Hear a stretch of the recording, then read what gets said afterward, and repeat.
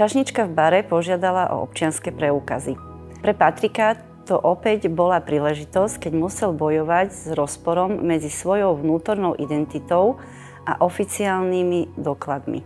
Pocit rodového nesúladu u Patrika začal pomaly stúpať, ale rozhodol sa jej dať svoje doklady. No čašničkin zmätok a otázka, či je Patrik dievča, v ňom opäť vyvolali silné negatívne pocity a rozplakal sa. Jeho kamarátka ho však ukludnila a vysvetlila situáciu zmetenej čašničke.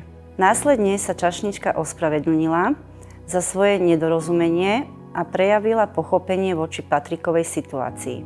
Je nesmierne cenné, ako mu jeho kamarátka venuje podporu a porozumenie v náročných chvíľach, čo mu výrazne pomáha prekonať tieto ťažkosti. Patrikova kamarátka je skutočne veľkou oporou a vďaka nej sa Patrik môže cítiť pochopený v náročných situáciách.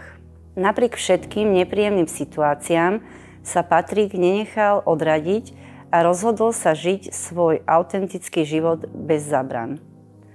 Pochopili sme, že tu musíme byť pre nášho syna bez ohľadu na naše predsudky a strach. Vstúpili sme na cestu porozumenia a prijatia.